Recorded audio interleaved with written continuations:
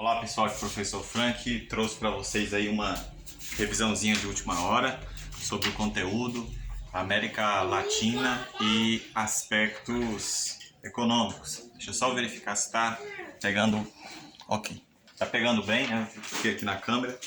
Bom, então quando você for se atentar à questão da América Latina, lembre-se do processo de colonização que foi feito, né, a partir do século XVI, resultante das grandes navegações que levaram ao descobrimento do Novo Mundo, né, ao processo de ocupação da América. Lembre-se que esse processo de ocupação da América da América Latina, que foi feita pelos espanhóis e portugueses, se deu de um modo exploratório, onde a partir do século XVI, para manter essas colônias produtivas, foi introduzido o sistema plantations. Então, o plantation era introduzida uma monocultura, né, geralmente uma monocultura que se adaptava às condições de clima tropical, e essas monoculturas foram introduzidas em áreas de grandes propriedades e que geralmente utilizaram a mão de obra escrava para a introdução dessas monoculturas. Então, vale lembrar, plantations, sistema agrícola com o objetivo de fornecer alimentos, fornecer produtos para a exportação. Então era introduzido um modelo de produção na colônia com o intuito de abastecer a metrópole, de abastecer a Europa. Nesse modelo, vale destacar que eram uma única cultura como principal, né, uma monocultura. Então geralmente era o café, o cana-de-açúcar, né? Então, uma única cultura e que o objetivo dela era abastecer ao mercado externo. Esse processo de produzir para exportar uma matéria-prima condicionou os países da América Latina ao subdesenvolvimento. Então, se nós formos observar que fatores condicionaram a América Latina ao subdesenvolvimento, essa condição de mera fornecedora de commodities, de mera fornecedora de matéria-prima. Então, passando do século XVI, chegando ao século XIX, período em que essas colônias conseguiram as suas... Até o século XIX, nós já tínhamos toda a América Latina independente, né? Eu digo assim, os que chegaram à independência chegaram até o século XIX. E nesse processo, essa condição de fornecedor de matéria-prima condicionou para que eles, mesmo independentes, continuassem a serem países de produção agrícola para atender às demandas do mercado europeu, né? Então, nesse quadro econômico, a gente verifica que é mão de obra barata, mão de obra rural, com pouca qualificação, né? Mas que nós vamos ver mais adiante, durante a Revolução Verde, esses países chegaram à modernização do campo. Então, se vocês forem estudar, atente-se a essa questão. Que fator que levou ao subdesenvolvimento? Foi o processo de introdução do sistema plantation, né? Enquanto esses países da América Latina ainda eram colônias. Colônias de quem? Espanha, colônia de Portugal, né? Ou alguma outra colônia de outros países. Então, o objetivo deles era fornecer a matéria-prima para a metrópole. E que utilizou geralmente mão de obra escrava e que condicionou os países da América Latina a serem países onde existe uma grande concentração de terras, né?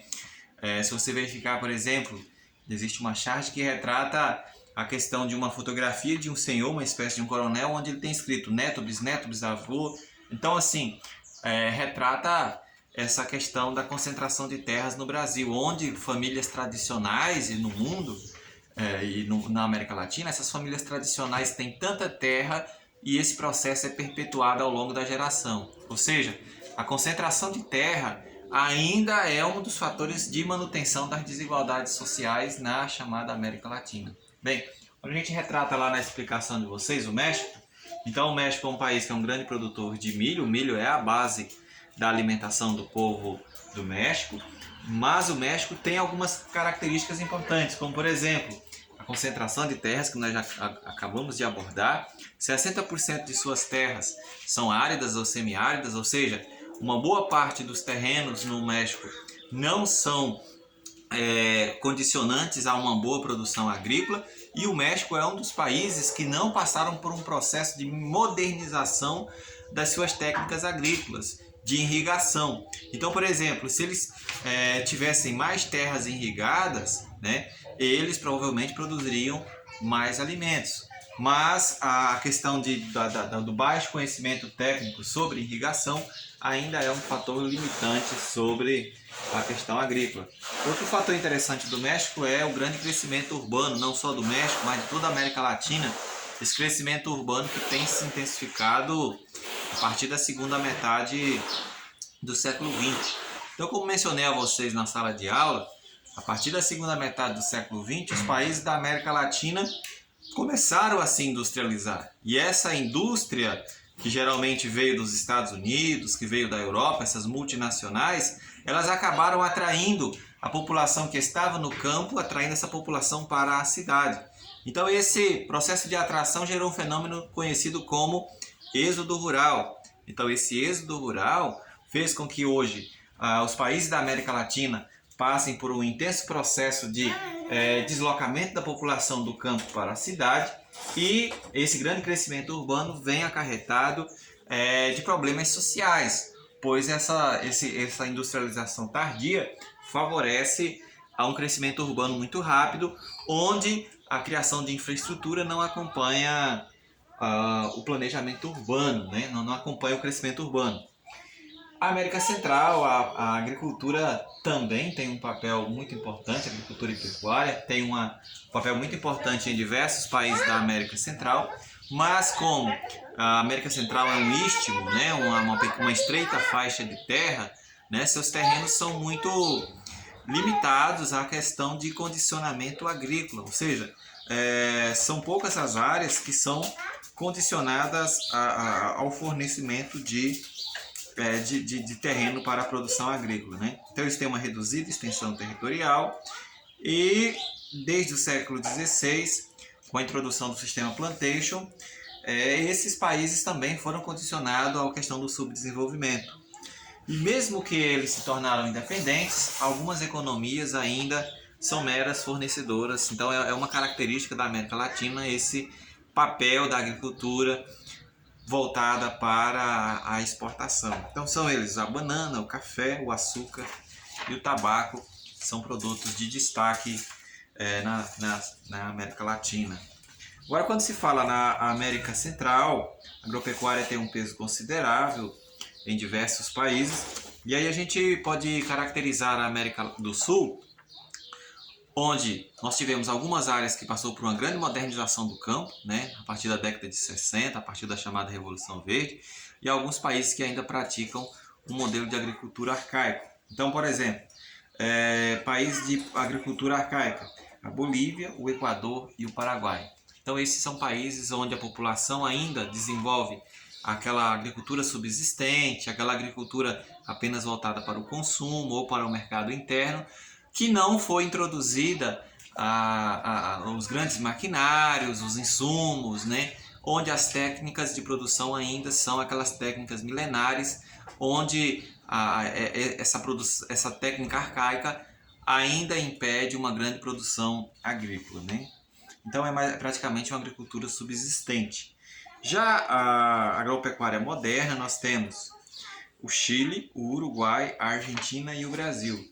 Então estes são países que passaram por um intenso processo de mecanização do campo, e graças a esse processo surge nesses países o chamado agrobusiness, né, que na língua portuguesa é chamado de agronegócio.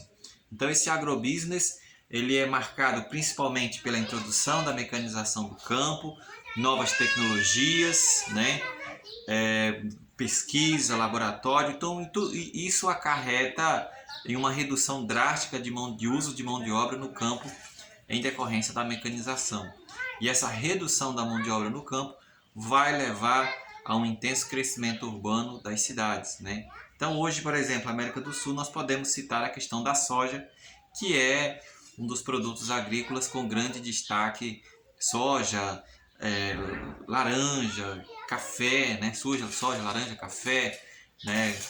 A gente pode citar a questão da produção, da criação de bovinos, né? Principalmente no Brasil. Então são alguns dos fatores de destaques que vem passando por um processo de modernização e ao mesmo tempo acarretando no crescimento urbano dos países da América do Sul.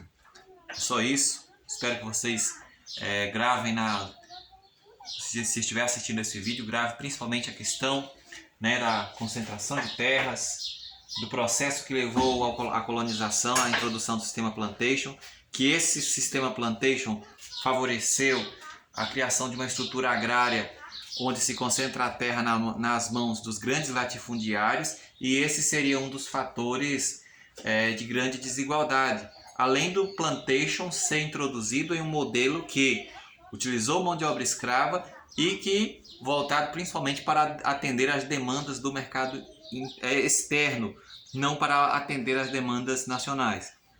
Então, é só isso. Foco. Muito obrigado. Valeu!